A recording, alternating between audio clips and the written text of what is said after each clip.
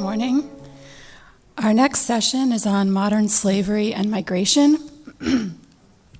We have 3 speakers and an introduction. The introduction will be provided by His Eminence Nikitas, Metropolitan of the Dardanelles, who spoke to us yesterday. In addition to his responsibilities as the director of the Patriarch Athenagoras Institute in Berkeley, California, he is also the chairman for the Committee of Youth under the Ecumenical Patriarchate, and he organizes conferences and fora under the Patriarchate on the topic of human trafficking and modern slavery. We have 3 speakers. Dr. Khaled Yaziji, he is comes to us from the Patriarchal Hospital of Al-Hosn in Syria, under the Patriarchate of Antioch. He is the director of the hospital, and he is a physician, an otolaryngologist. Also speaking is Father Bassam Nassif. He is assistant professor of pastoral theology and counseling at the St. John of Damascus Institute of Theology at the University of Balamand in Lebanon. And Paraskevi Feleki, who is the head of the sector of nursing for the Hellenic Red Cross. So we will begin now with the introduction by His Eminence.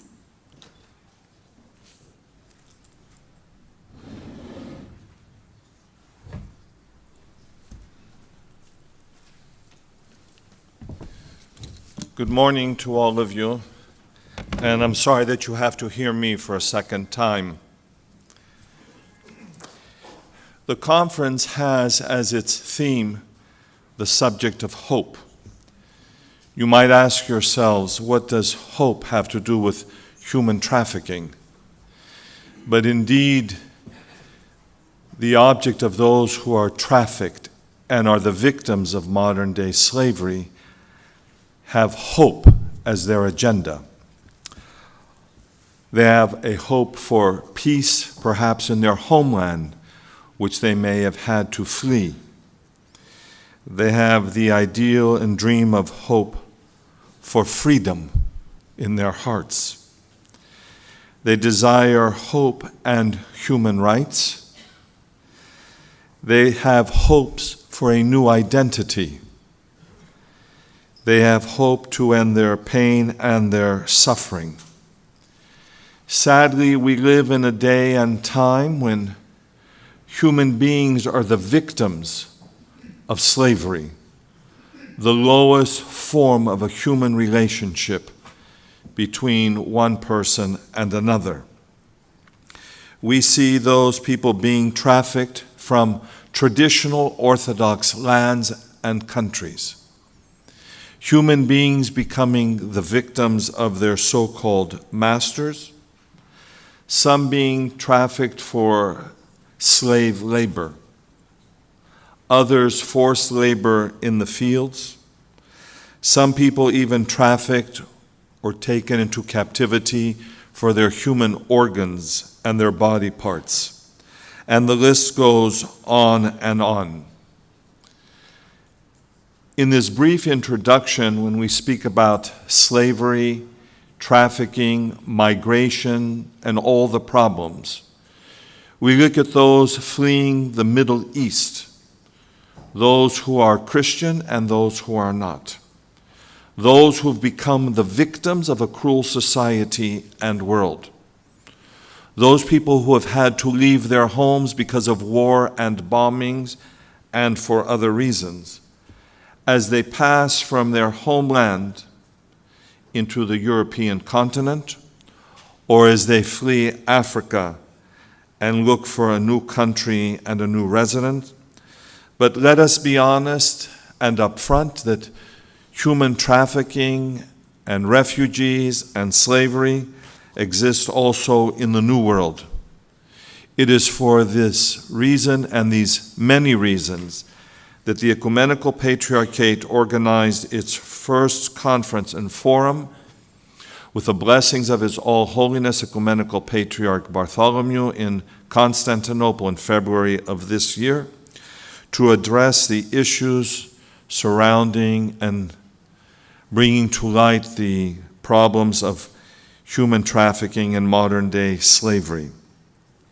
I wish to highlight especially the work of Dr. Vasilia Digidiki, who comes from the island of Lesvos, from Mytilene, and the work that she has done on human trafficking and even the sex trade and slavery. I wish to highlight the work being done by not only IOCC, but also Apostoli and the Church of Greece in trying to end the suffering and the plight of a suffering humanity. But while all this is taking place, there are still problems. We see the people leaving the lands of Palestine, Jordan, Syria, Lebanon, Syria, and other lands where not only Christians but non-Christians once lived and are forced to find new lands and new homes. The question is, what can we do and what will we do? Because let us remember that perhaps the greatest sin in life is indifference. It is often in life not what you do that counts, it's what you don't do. When you don't answer the plight of someone who is suffering, walking by as did the priest and the Levite.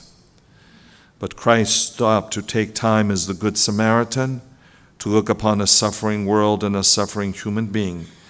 And it is our responsibility and our obligation to assist those suffering throughout the world. I believe we're going to have a brief video, which we're going to show now, so that you can understand that trafficking is not so far away, but it's very, very close to you and to us.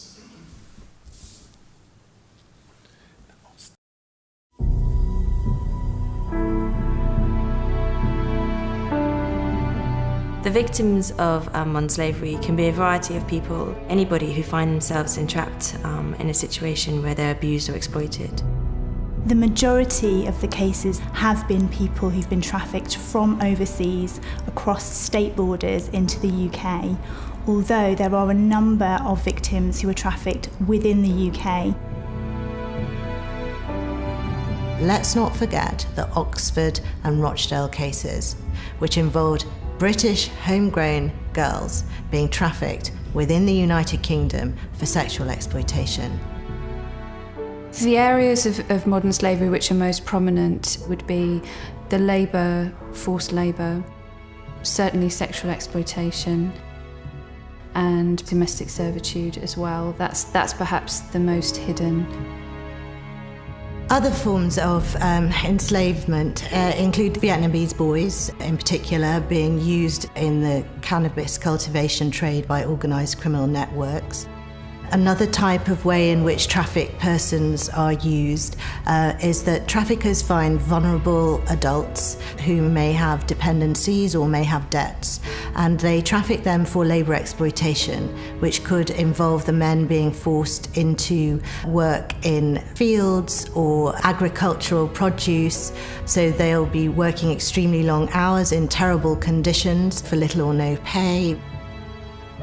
Another case involved Hungarian workers who were working in a construction site in the United Kingdom. They were subjected to threats and abuse, and eventually a criminal prosecution was brought against two people who had been responsible for their trafficking. The victims may think they're coming for a job or for a better life or an education or to be looked after by somebody, but they do think they're coming to do something different from when they arrive here, and when they arrive here it's a very different story. I came from another country. I came from Sierra Leone. When we came to the UK, things changed. They promised that immediately we came to the UK, I would start attending my college, but they never did all those things. My stepmom, she wanted me to doing all the work at home, cleaning, washing dishes, cooking, making food for the boys. She will not even give me a little bit of time on my own. Don't sit down, come and do this.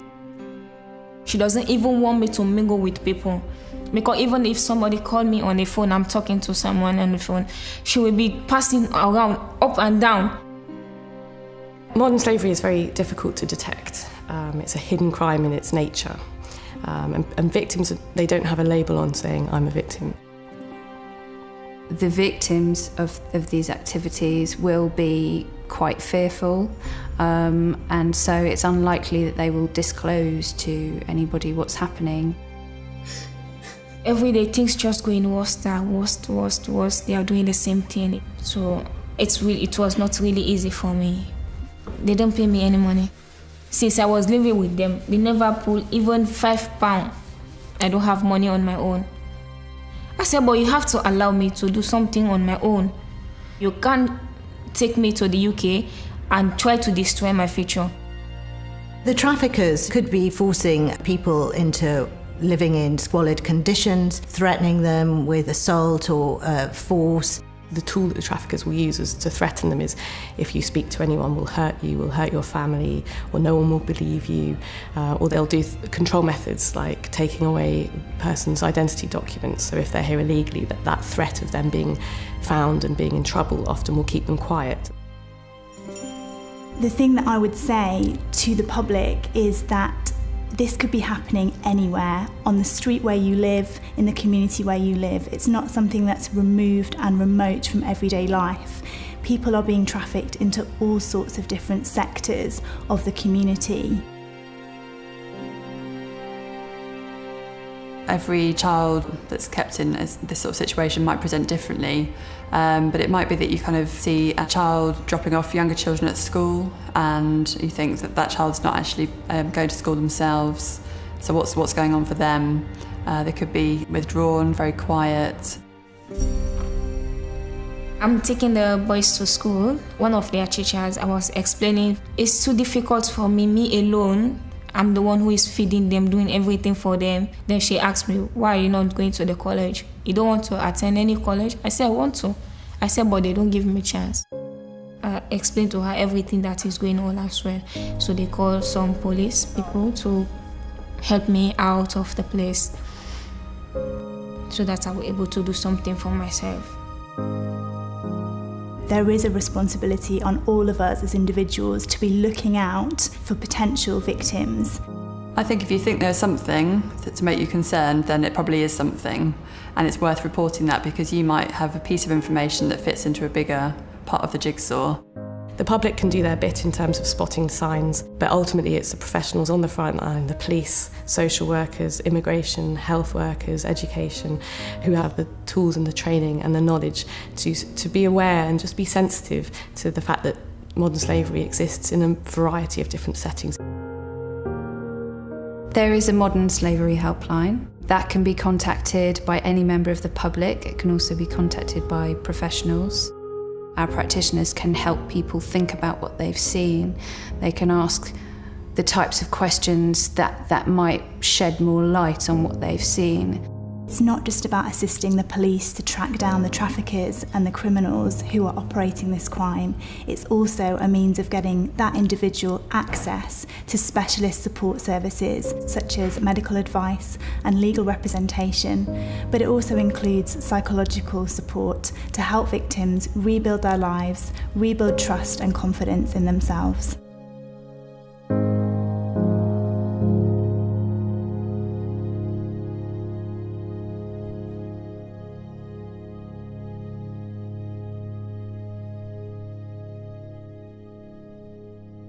Thank you, Your Eminence, for introducing us to that topic, which I think is far more widespread than many of us realize.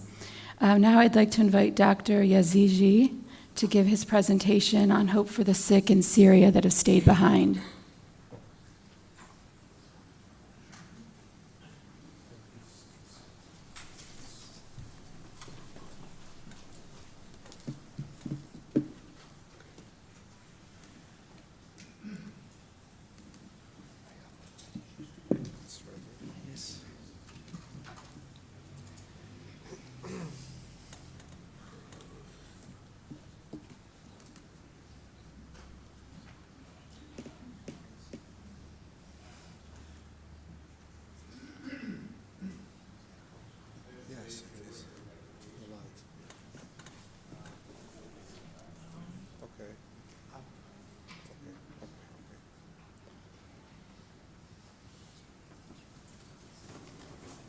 Thank you very much.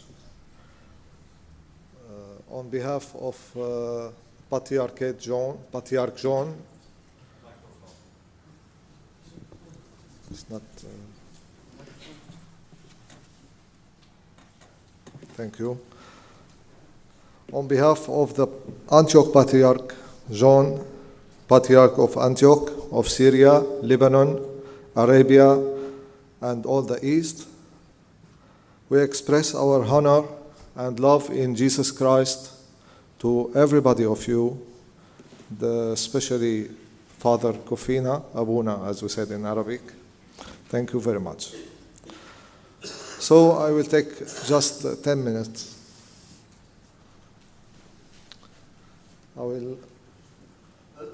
The medical relief program in Al-Hosn Patriarchal Hospital.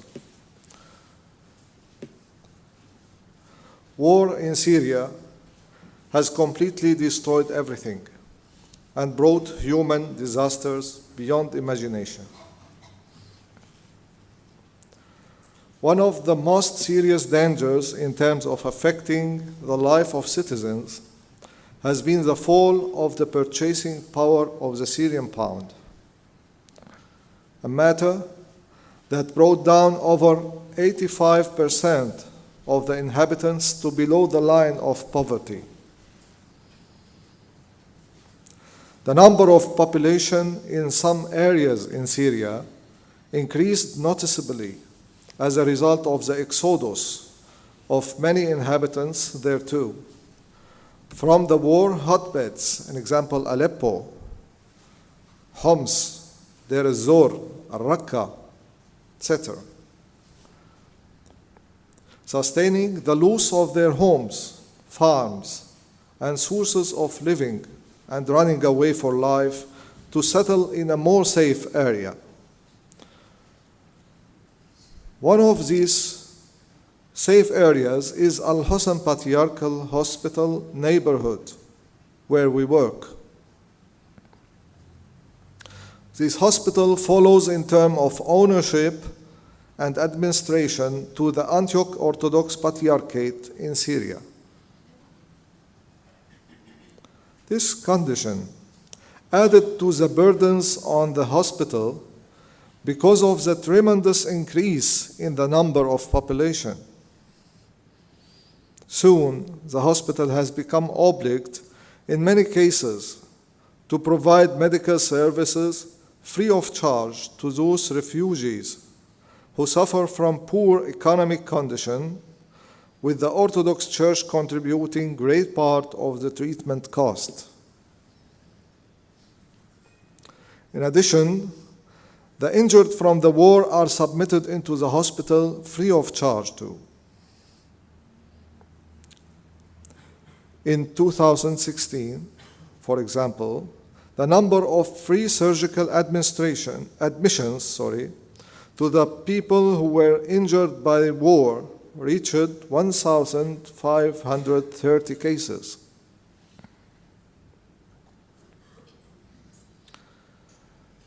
So, we have evolved a project for the relief of the war-afflicted people.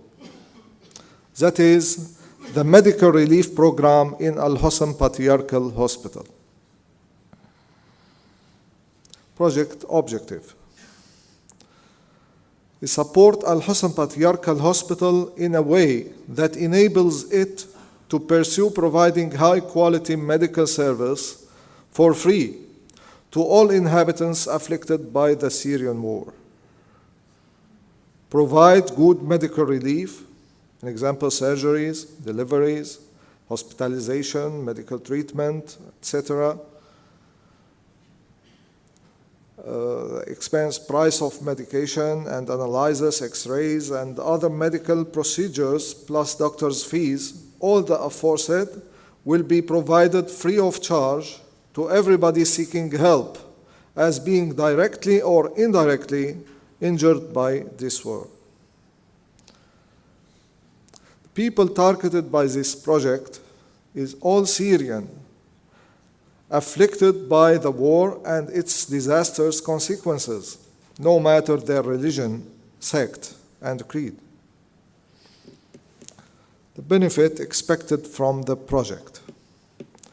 Providing all kinds of medical assistance to all needy people afflicted by the woes of war. An example, displacement, exodus, injury, physical or psychological deformities, or poverty owing to the loss of living source. And making them feel that they may have a far-off brother standing by them, not only in prayers and compassion, but in support, as if Jesus Christ himself was there, similar to the Good Samaritan praised by the Lord in the Gospel. Furthermore, the project will enable Al-Husn Patriarchal Hospital to fully pursue its humanitarian mission, as duly as required by a hospital hoisting the good name of the Christian Church in a district inhabited by Muslims and Christians. Mode operandi. The sponsors of the project, one of the important sponsors is the Evangelic Church in Germany. Here is the bishop in visiting to the hospital. They send funds to the bank account of the Antioch Orthodox Patriarchate in Lebanon, where from these funds would be sent over to the hospital in Syria because of the economic blockade on Syria. So that the funds would be in the charge of the project team. The project team receives hospitalization and treatment applications from the citizens injured, studies their medical and social conditions before resolving approval or disapproval, for providing them with free medical care at the expense of the project.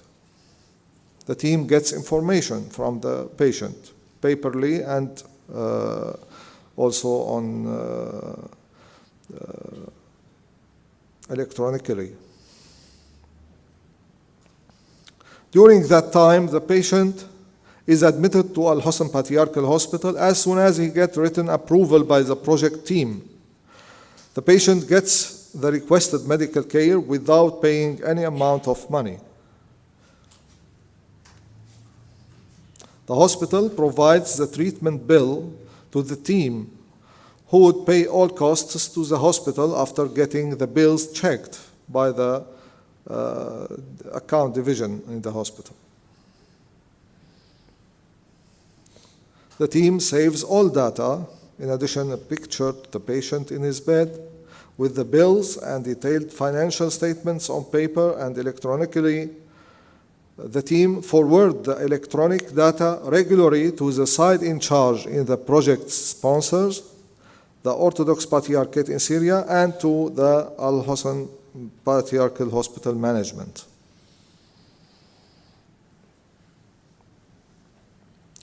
Whenever it deems proper and at their own volition, the sponsors send own representatives to get familiarized with the course of project, the paper data, and meet whoever they want from the beneficiary patients and any of their kin, to inquire from them about the quality of service provided to them, the extent of their satisfaction, and their feeling of the transcontinental human love.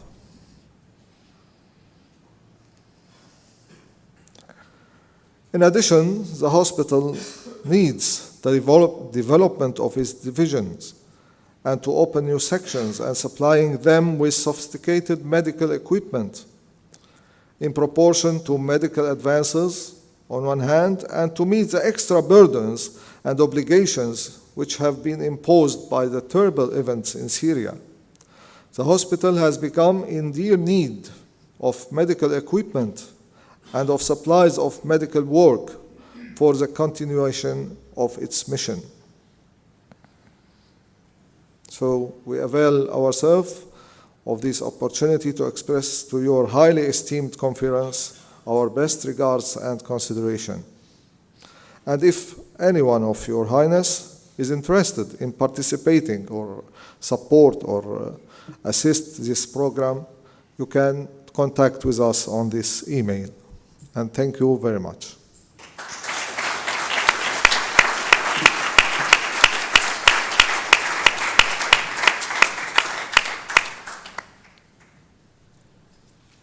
I would invite now Father Bassam Nassif,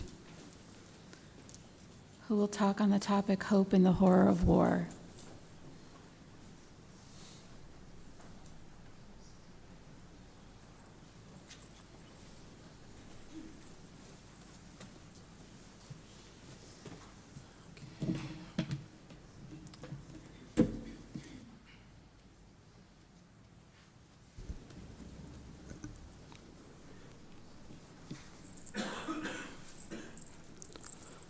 In the name of the Father, and the Son, and the Holy Spirit. Amen. It's so good and pleasant for the brothers and the sisters to dwell together in unity and love. I would like to offer my sincere thankfulness to God for gathering us together in this blessed day, and for Father Stavros' work as a coordinator of this very important, making a very important contribution to the pastoral work of the Orthodox Church.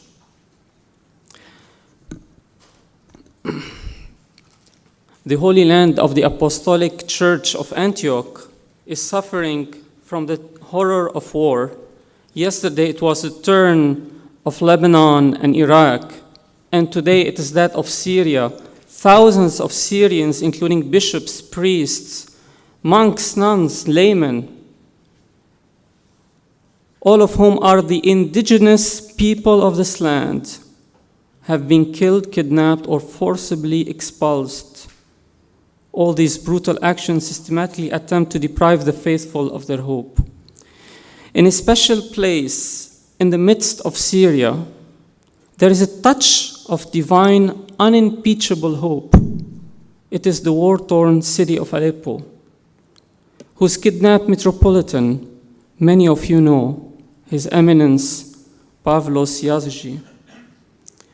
Metropolitan Paul was kidnapped with the Syriac Archbishop of Aleppo, Yohanna Ibrahim, on a humanitarian mission to release 2 priests from also their abduction.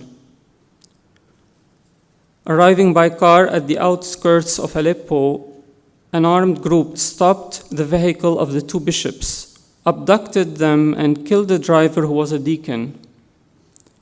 For 4.5 years now, no information is given about the state of the 2 bishops. They just disappeared.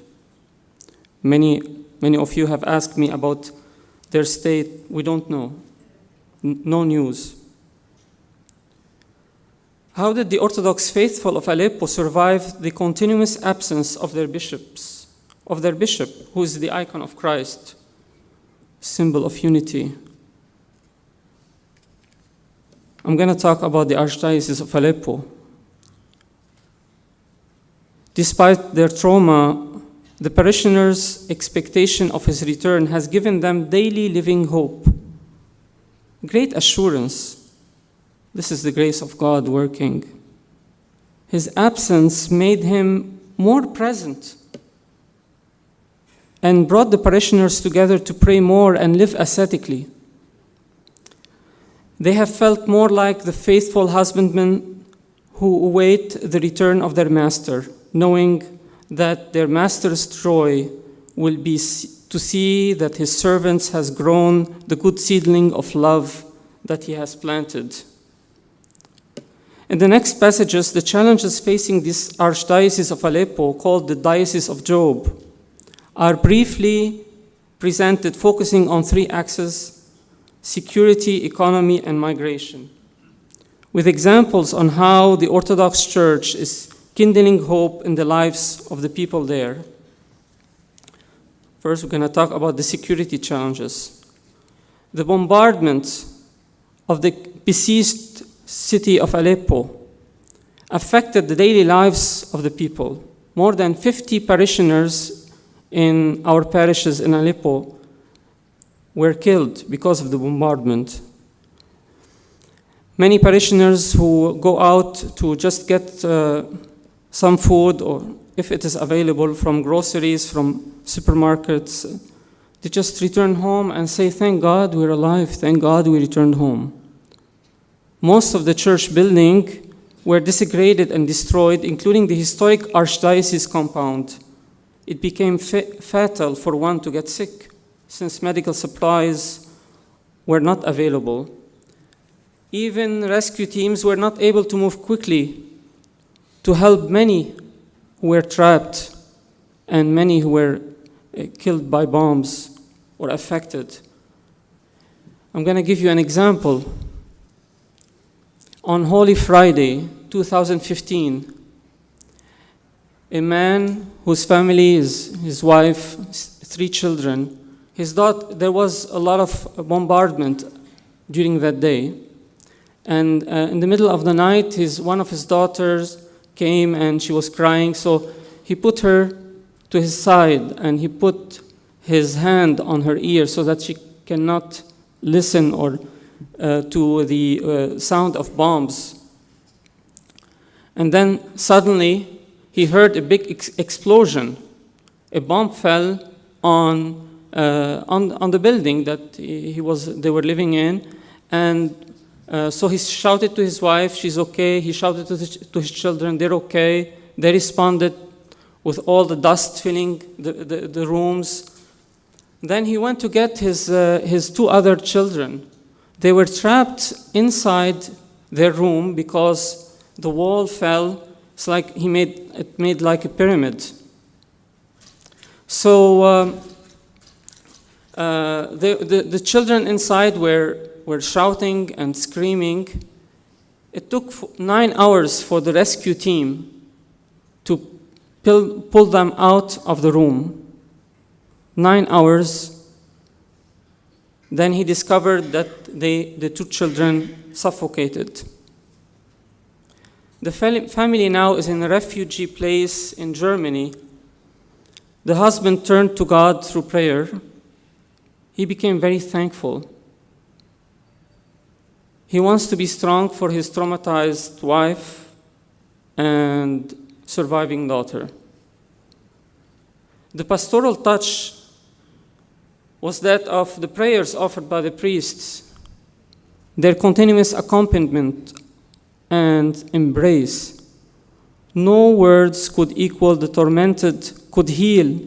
tormented parents or children except Christ, God's word. And only prayer breathes hope.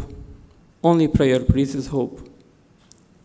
Another man who lost his home, his tiny little home, who worked so much to build that home.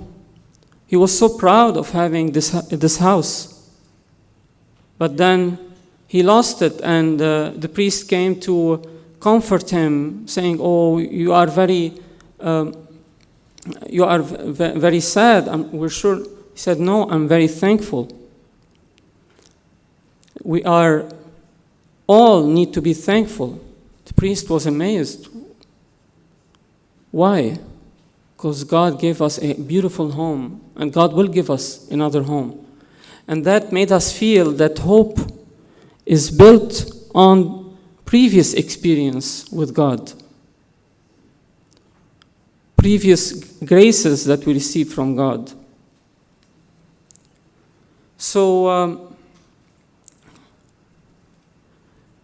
we'll move to the economic challenges. Deterioration of the city's infrastructure, the lack of electricity, drinking water, medicine, and other necessities made life very difficult.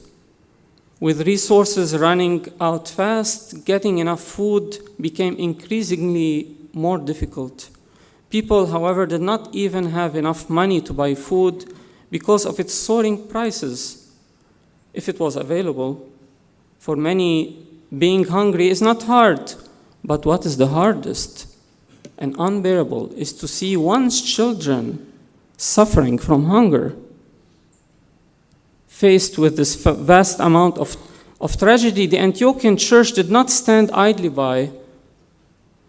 She rather was determined to effectively care. His beatitude, Patriarch John X, personally visited the city, the besieged city of Aleppo, comforted the faithful. He ordered the Department of Ecumenical Relations and Development, the name of the humanitarian department of the Patriarchate, to cooperate with the diocese, and urgently they prepare a range of projects and programs, job opportunities, so that people can work and live with dignity. And also medical supplies, needed medicines. The church took care of the issue of education, educational awareness, and cultural development.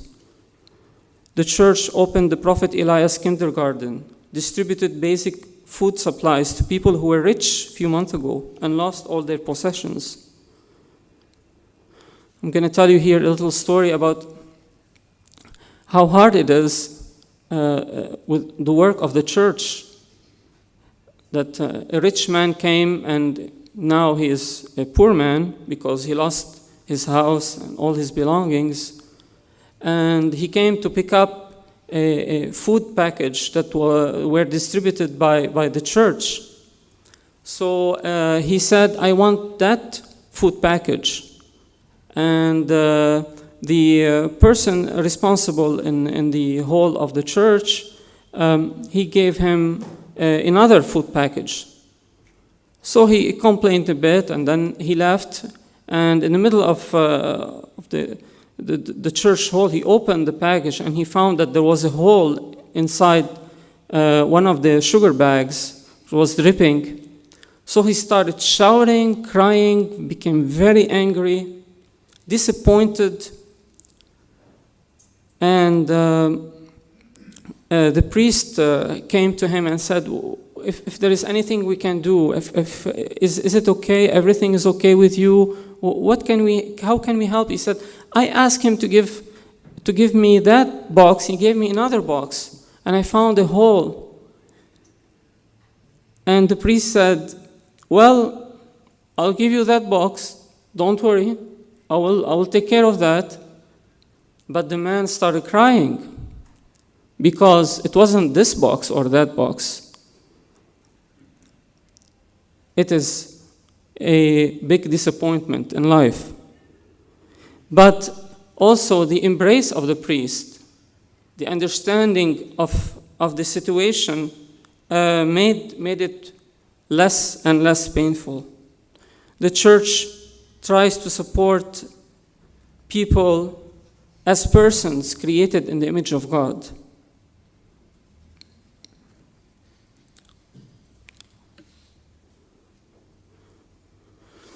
And also, let's talk about the immigration and displacement, the third point. In order to kill their hope of return to their homeland, many houses were demolished. Many historic church buildings were reduced to rubble. On account of the situation, the church has confronted with a harsh pain the forced expulsion of some, the immigration of others to places outside Syria, the exodus of many to more secure regions in Syria. About 50% of the parishioners has left the archdiocese. The church cannot stop them from leaving, but tries to create awareness about the importance of keeping the land of their ancestors, where the disciples were first called Christians. Aleppo, Antioch. She encourages them not to give up. Despite the shrinking number of families due to the hemorrhagic immigration, the steadfastness in faith of those remaining, the attachment of the youth to their church, they feel their belonging to the church as an essential part of their life.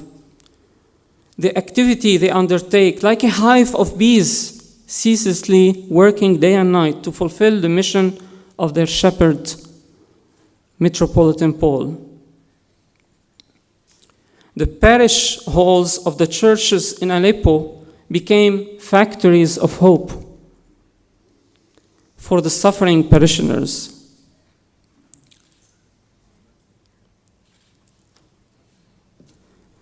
I'm going to give you an example. Parishioners from a nearby city called Idlib, within the territory of the Archdiocese of Aleppo, left all their belongings in one night.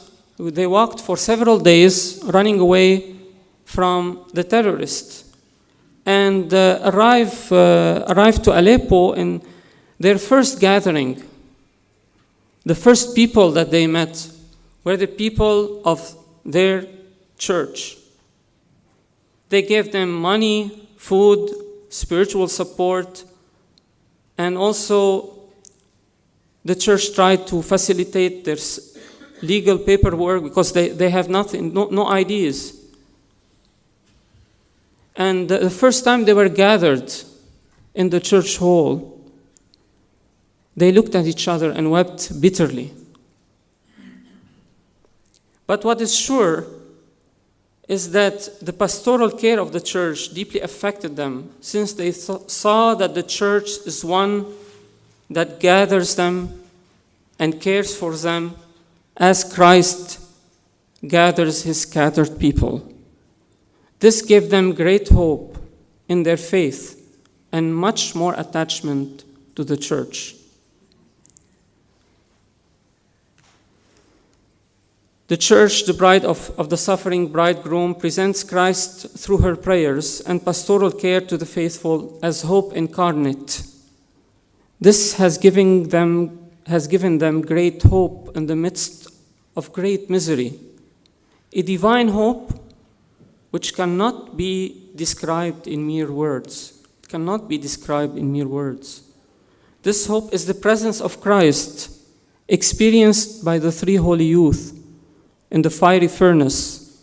This hope is a great mystery that we, as the servants of the church, administer in humility and love. Thank you.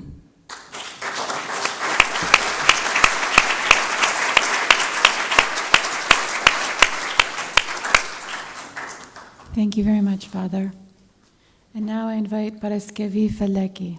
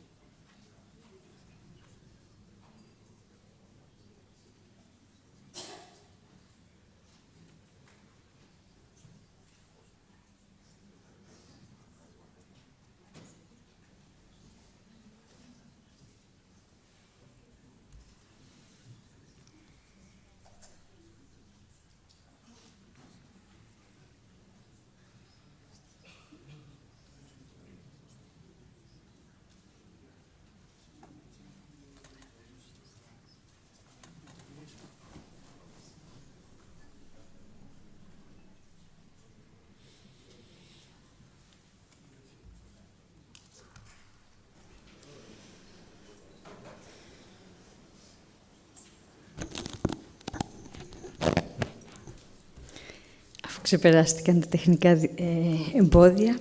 Εντάξει, σεβασμιότατοι αρχιερείς, σεβαστοί πατέρες, αξιότιμοι κυρίες και κύριοι.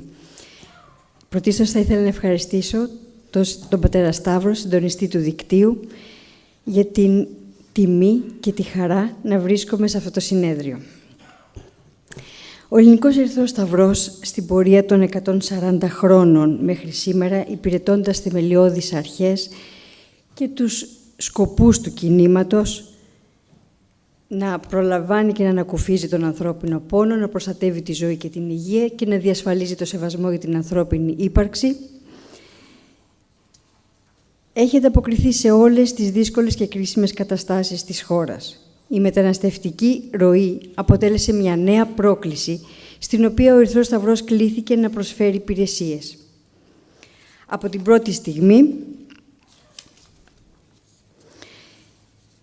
ανέπτυξε μονάδες επίγουσας ανταπόκρισης, Emergency Response Units, με τη συνδρομή και τη βοήθεια του Αυστριακού, Γερμανικού, Φιλανδικού και Ισπανικού Ερυθρού Σταυρού.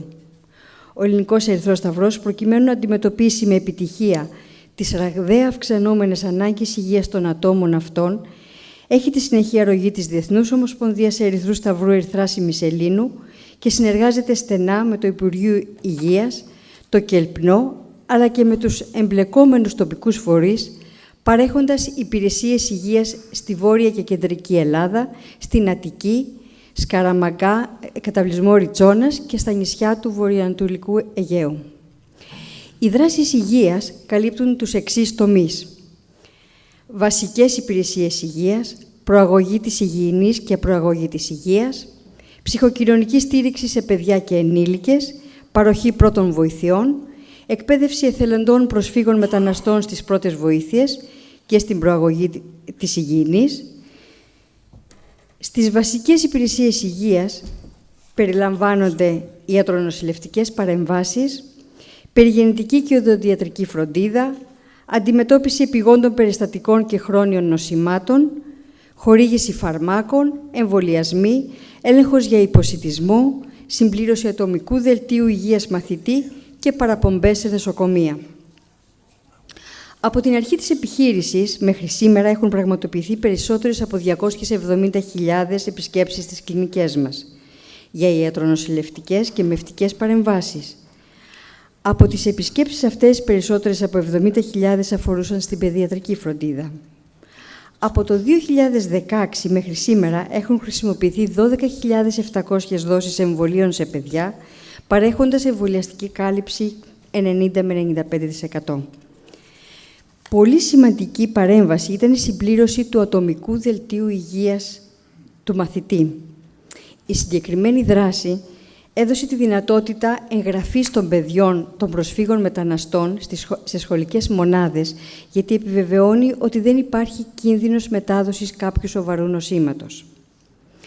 Σε όλα τα κέντρα φιλοξενίας αναπτύσσονται προγράμματα προαγωγής της υγείας και της υγιεινής, τα οποία ευαισθητοποιούν και εκπαιδεύουν κυρίως τα παιδιά των προσφύγων και μεταναστών σε θέματα ατομικής υγιεινής, χρήσης καθαρού, ασφαλούς νερού, υγιεινής περιβάλλοντος και διαχείρισης απορριμμάτων, με στόχο να μάθουν να προστατεύουν τον εαυτό τους από λοιμώδη και μεταδοτικά νοσήματα μέσα στις νέες συνθήκες διαβίωσης. Τα προγράμματα προαγωγής της υγιεινής στις μητέρες τους έδωσαν την ευκαιρία να αποκτήσουν γνώσεις και σωστές πρακτικές στη φροντίδα των μωρών τους. Στο πλαίσιο της ψυχοκοινωνικής υποστήριξης δημιουργήθηκαν χώροι δημιουργικής απασχόλησης για τα παιδιά, όπου με την καθοδήγηση ψυχολόγων, ειδικά εκπαιδευμένων νοσηλευτών και εθελοντών, χρησιμοποιώντας τη μουσική, τη ζωγραφική, το παιχνίδι, το χορό, την άθληση, τα παιδιά των προσφύγων μεταναστών ενδυναμώνονται ψυχολογικά, μαθαίνουν υγιεινές συνήθειες και αποκτούν ευθύνη για την προάσπιση της υγείας τους. Οι βόμβες και οι εικόνες του πολέμου δίνουν τη θέση τους σε χαμόγελα και σε ελπιδοφόρες ζωγραφιές. Αντίστοιχα, οι ενήλικες μέσα από προγράμματα εκμάθησης και εξάσκησης διαφόρων τεχνών, όπως η κομμωτική, η κυπουρική, η μουσική και η ζωγραφική, και μέσα από τη λειτουργία ομάδων αλληλυποστήριξης ανδρών και γυναικών, ενδυναμώνονται, αξιοποιούν τις ικανότητές τους, αποκτούν νέες δεξιότητες, αλλάζουν διάθεση και διοχετεύουν με θετικό τρόπο την ενέργειά τους. Ιδιαίτερα δε η δημιουργία ομάδων εθελοντών μέσα στις κοινότητες των προσφύγων μεταναστών και η εκμάθηση πρώτων βοηθειών και κανόνων πρόληψης υγιεινής τους δίνει τη δυνατότητα να ενισχυθούν και να ωφεληθούν σε θέματα υγείας τόσο σε προσωπικό όσο και σε κοινοτικό επίπεδο. Ένα ωραίο παράδειγμα αυτής της εργασίας είναι η διοργάνωση έκθεσης ζωγραφικής με θέμα «Ματιά στο μέλλον», με έργα των προσφύγων του κέντρου Ριτσόνας. Τα έργα εκτέθηκαν σε χώρο που παραχώρησε ο Δήμος Χαλκίδας. Μέσα σε από αυτή τη δράση δόθηκε η δυνατότητα στους πρόσφυγες να εκφράσουν συναισθήματα, αγωνίες, φόβους και πώς βλέπουν τη ζωή τους στο μέλλον. Ταυτόχρονα, δόθηκε η ευκαιρία στην τοπική κοινωνία και στους επισκέπτες να γίνουν μέτοχοι και κοινωνοί των προβλημάτων και να αφουγκραστούν έναν άλλο κόσμο. Την δράση συντόνιζε ένας εικαστικός εθελοντής του Ερυθρού Σταυρού. Επιπρόσθετα, σε ασθενείς με χρόνια νοσήματα, εφαρμόζονται ειδικά προγράμματα άσκησης και πρόληψης, τα οποία στοχεύουν στην όσο το δυνατόν καλύτερη προετοιμασία τους για τη διαχείριση των νοσημάτων. Στη διάρκεια εφαρμογής όλου αυτού του επιχειρησιακού προγράμματος, αντιμετωπίσαμε αρκετά εμπόδια και δυσκολίες. Ενδεικτικά, αναφέρω τη γλώσσα, την έλλειψη μεταφραστών, τις πολιτισμικές και κοινωνικές πεποιθήσεις.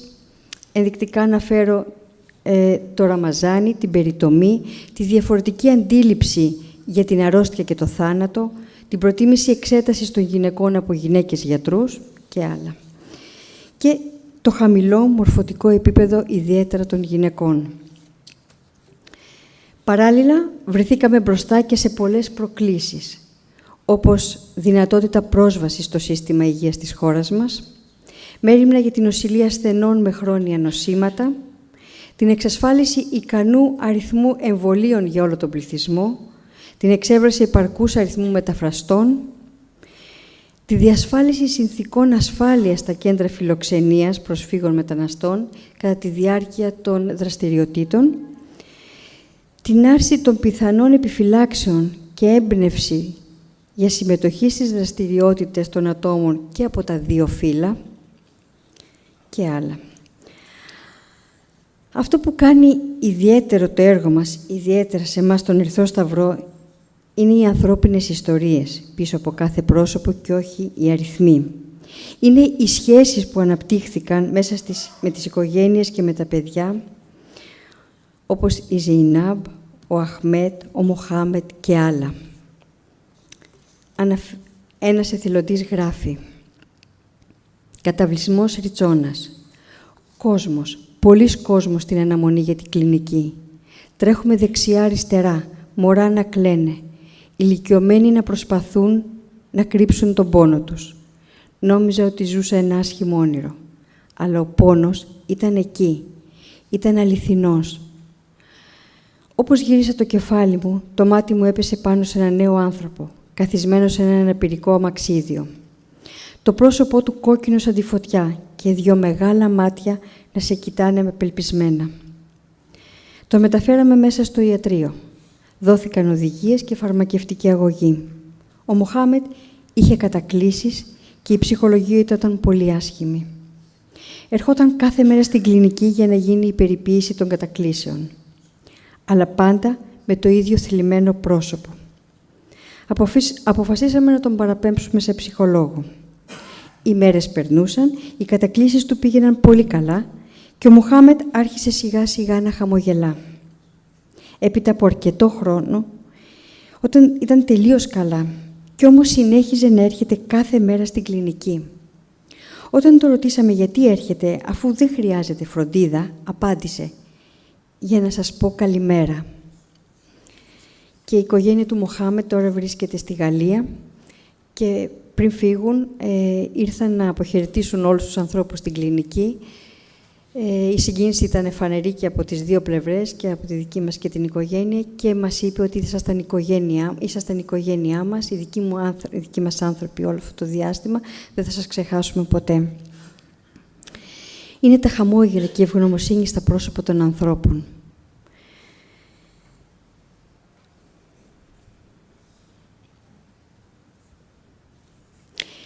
Οι δράσεις υγείας του Ερυθρού Σταυρού με τις υπηρεσίες φροντίδας, πρόληψης και ψυχολογικής υποστήριξης των προσφύγων μεταναστών προσφέρουν ασφάλεια και ενδυναμώνουν τους ανθρώπους ψυχικά και σωματικά.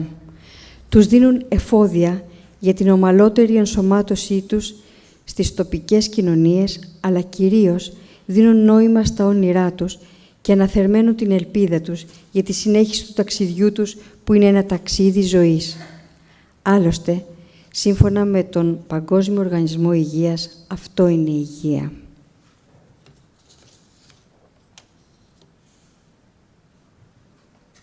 Σας ευχαριστώ πολύ.